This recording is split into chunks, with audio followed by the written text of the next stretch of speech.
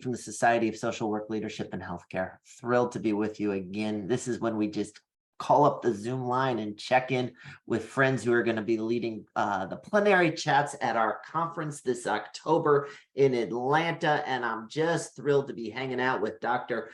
Kristi Christopher-Halloway. And if you hear this pause and this total inflection, friends, it's because I've already screwed it up like 5 times on earlier takes, you know, and I feel like I ought to get my act together. But, you know, Kristi, thank you for spending a few minutes with us. It's just nice to see you. I know everybody, you just like when you go to a conference, you're like, who am I going to meet? Right. And see friends and faces and talk.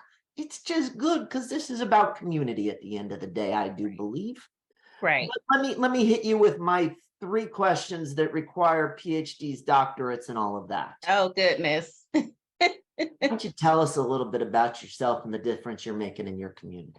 Absolutely. Well, first, I want to thank you for having me here. Like you said, it's a Monday, but we are here and we are making it do what it do, right? Yeah. So about me, I am in the ATL, right, in the Atlanta area. So I'm extremely excited to be able to participate and be a part of y'all's event.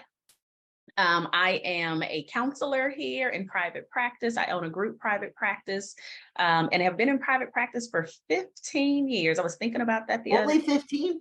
Only 15 years, right? It's like it was yesterday, I'm guessing. But a group private practice for the last 15 years, where we work with everything that's kind of presenting itself. But I personally work with racial and ethnic minoritized women that are experiencing infertility trauma, birth trauma, reproductive loss, and issues related to perinatal mental health, or what some folks may call maternal mental health. I like the term perinatal mental health because it's more encompassing. And it describes it in the spectrum of birthing people as well as non-birthing people.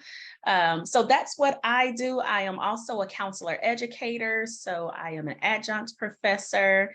And I love working with students. I love training. I love teaching. And then I also am a consultant where I do train and travel and teach other mental health and medical providers too. So kind of all of the things. You sit at home playing Fortnite with your twins. That's all you do. Right. That's it. Right. They're on Minecraft. Right? Minecraft. Your name's Minecraft. It's a Monday, friends. It's too much. So that's kind of what I do in a nutshell. And making the difference is really, really, you know, when I went into this profession, I said, oh my gosh, I want to, you know, we all put on our capes, right? We all want to save the world. We think we're going to work with everybody that walks in our doors and all of the things.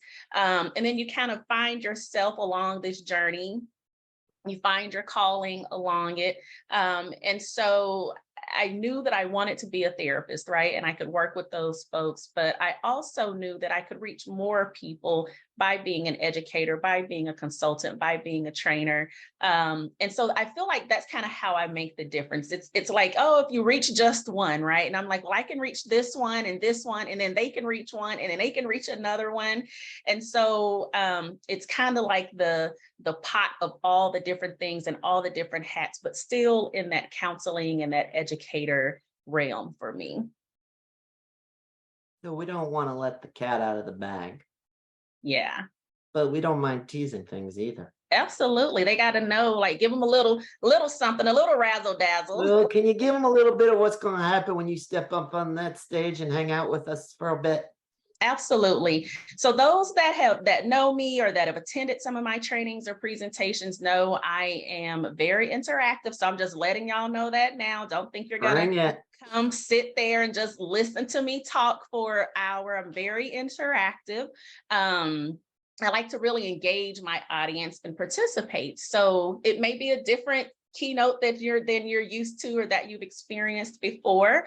But we're going to be very interactive, very engaging. Folks also know I always say it's my jam, right? I can talk about cultural competence, cultural humility, all of the things that relates to being a person-centered or a provider that really focuses on our individual needs of the populations that we work with. So we're going to tap into the importance of cultural humility, understanding the difference between cultural competence and cultural humility, also talking about advocacy and social justice, and then kind of tying that all in with our professional and personal development. Sometimes people will say, oh, separate personal, separate professional, but when you're kind of called into this, right, like they kind of intermingle, right? They go together, and it's really hard. I think we struggle sometimes trying to separate the two. But our personal development leads into our professional development, and sometimes our professional development helps us with our personal development, right? And so we're going to kind of tie it in a pretty little bow with all of those. So I can't tell you all of the things. You got to come, and you have to come participate and be ready. But that's kind of what we're going to focus on during my time. Seems like we need some walk-up music, fog machines, and giveaways too. Hey, let's do it. I'm ready for it. Amen to that. Entrance. I have to imagine with your trainings, I have to imagine with the talks that you share and all of that, that standing up there, you kind of have a hope, a dream, or, you know, a wish. You lock into somebody else, like, tomorrow when you get home, I just hope you'll do this or feel stronger here. What's your wish for everybody coming out of their, I'm not going to say your talk, I'm going to say your experience, the experience with you, because clearly this is going to be some fun. Absolutely. And that's definitely what it is, an experience. So depending on my audience size, when I present, I usually ask folks what they are hoping to gain from our time together. It's kind of like our clients, right? What are you hoping to gain from our time together? What do you want different, right? But I'll usually ask, but I think this may be a bigger audience, so we may not be able to kind of get that part.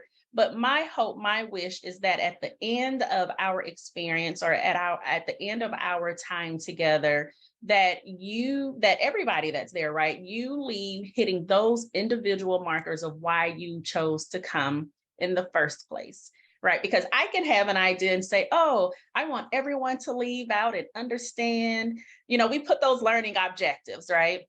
I want everyone to leave out that, but I feel like we are drawn a lot of times to presentations, to talks, because it's something that connects with us. No one is forcing anyone to come to this, right? No one is forcing you to come in and come sit there. So you've come because it's something that's drawn you to that place. And so I'm hoping that that by the time we finish, by the time you reflect, by the time you get home, and it may not even be in that instant moment, right? It may be a week later, it may be a month later, that there's this aha moment in you, and there's something that's there that says, this is how I can not only be a better provider, but that I can be a better person. So that, I think, is my wish and my hope, that you get your individual desires met when it's the appropriate time for it to be met. I absolutely love that. I actually teach freshman business here at Drexel University. And one of my favorite deans said to me one day that you can think you're doing something in a moment, but our gig is really lighting a time delayed fuse and hope it goes off at the right moment and the right time, because if it does, that's power. For something to come into whatever the moment it's meant to is an incredible thing when it happens. Yeah. And then you think about then the long-term impact that has. I always think about it like in raising children, the things that you're doing like right now in this very moment.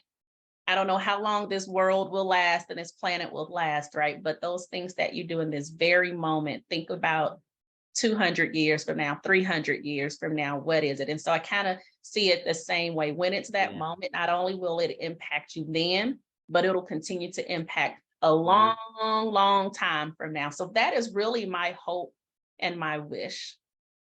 Well, friends, we're going to be in the ATL. I guess I'm not supposed to say Atlanta, maybe the big ATL or something, all caps, bold, all of that.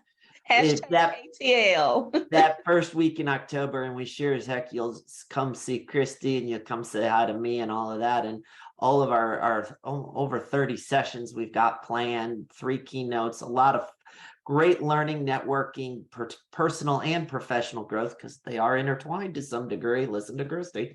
And we'd like to see you there. You can learn more at www.sswlhc.org.